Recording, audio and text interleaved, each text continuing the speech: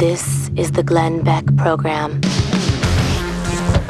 Well, hello, America. Welcome to the Glenn Beck Program, End of the Blaze. This is the network that you are literally building. And I want to talk to you a little bit about our passions and the things that you really, truly believe in. And I want to pay less and less attention to Washington, but we still have to pay attention to the news somewhat, just not get bogged down in it, just so you see how far gone we are. Kathleen Sebelius testified before a House committee earlier today and actually had the guts to say this to the panel. Listen.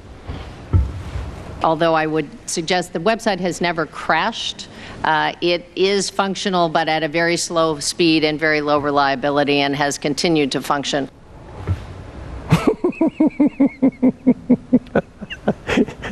It hasn't crashed, it's just not working. Oh, well, it did crash yesterday, and you can't make this up. As she was saying those words today, this is what the page at healthcare.gov said. System is down. Really? Come on, this is an embarrassment. Are we America? Well, no, yeah, that's who we're becoming. Waiting a month for a website that they have paid, according to Sebelius, $118 million to build and $56 million so far to support. Oh my gosh. What could the small businessman do with that kind of money? At any normal company, heads would roll. I mean, everybody would be fine. No, at any normal company, they go out of business, but the government can't go out of business because they can print more money. And so it's like that communism thing. It just doesn't end. It doesn't end until there's a big final crash. Let me tell you, this is not about healthcare. It never has been. This is about many other things. Darrell Issa and Jason Chaffetz today sent a letter to Kathleen Sebelius demanding to explain why. Listen to this. Why exactly low-income earners are prompted to register to vote while enrolling for Obamacare. If you are a high earner, they don't prompt you. Excuse me? So it's not about equal. We just want the lower income to vote, not the upper income. What is that? Well, it is what it's always been about. It's about politics. It's about elections. And in the end, it's actually about changing the free market system into something that it's not. Let me say that. The free market system is only what we are. So who are we? Who are we? Well, we're a group of people right now that listen to ridiculous things being said as truth. I mean, one of the Democratic reps actually bragged about how it is helping his poor little son. Watch. One of my 4 kids is self-employed. He's 33 years old. He's paying about $140 a month right now for a Blue Cross plan. He's eligible for a subsidy. We browse that site. He's going to be able to get coverage for about half of what he's paying right now. And that's good news for us because I think my wife is paying his premium, so I think we're going to save the money. Hold on just a second. Hold on just a second. Your son's 33 years old. 33. And mommy's paying for the... Really? He went on to say only young people will sign up if it's easy. Oh, well, we don't want to make anybody work for health care. No. That sums everything up. That is at the core of what's wrong with us. It's easy. Everybody gets a trophy. Just let me hand it to you. No. This hearing is a perfect display of the two Americas that we have fractured into. And I'm not saying that the Republicans are the other America, because the Republicans suck just as much. There is one group of America that is raising a generation and telling people to raise a generation of dependents who need mommy and daddy or government to pay for everything, and convincing them that you'll never make it. You'll never make it. And then there's the other America that is raising a generation of hard workers who value personal responsibility.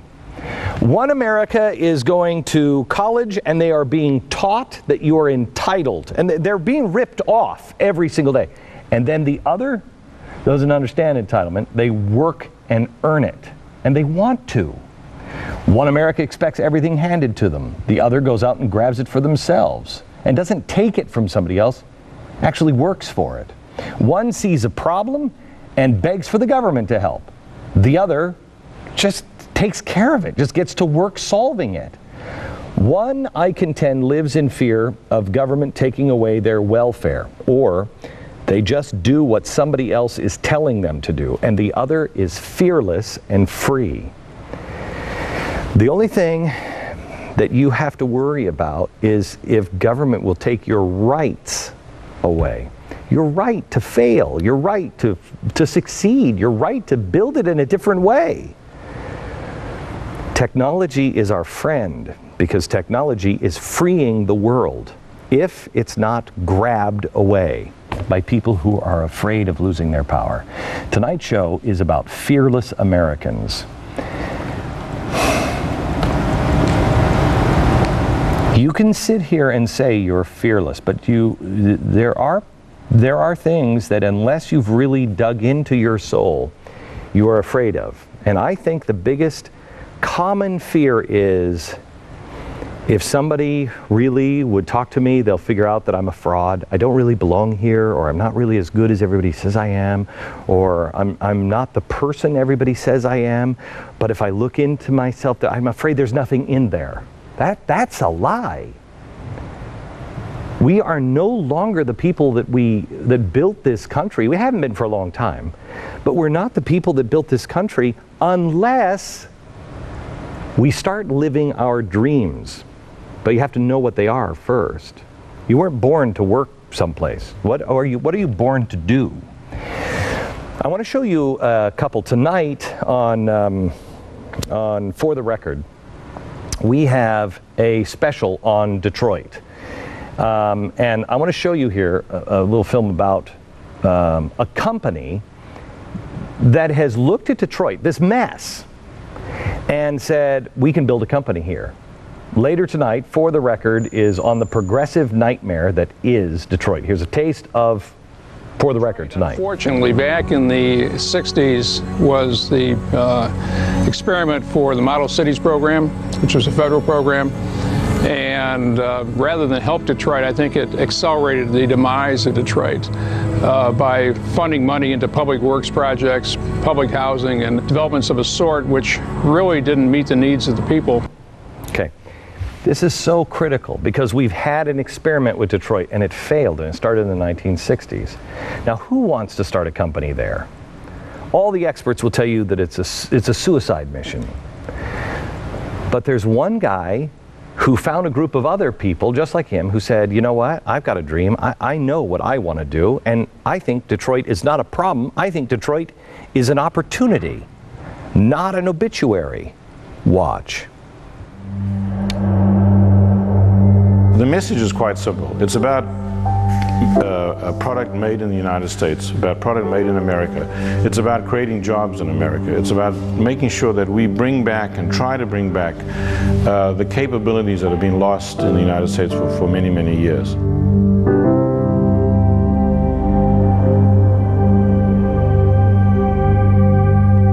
In 2011, Shinola set out to revive the manufacturing spirit of Detroit. I'm in Detroit for 17 years. It was my dream to work in a watch factory, actually. I never thought it's going to be US or Detroit. I always thought about watch factory in Switzerland, you know, coming from Europe, but it's amazing, yeah.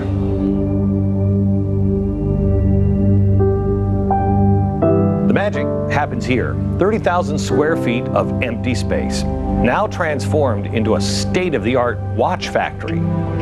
We are not making a product that is easily made. We are making a product that is demanding of quality. Therefore, the training, the workmanship, the craftsmanship, the approach to creating and assembling these watches is very, very important. Shinola employees undergo intensive training by a Swiss-based movement manufacturer. Through intricate and meticulous practice, they learn how to assemble each component to perfection. We take a lot of pride in what we do here at Shinola. It means a lot to us.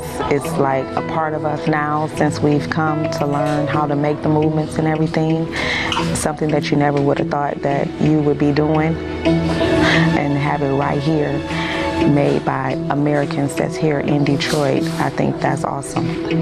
In 2 years, this company has grown from 6 employees to 120. Approximately 75 are in Detroit.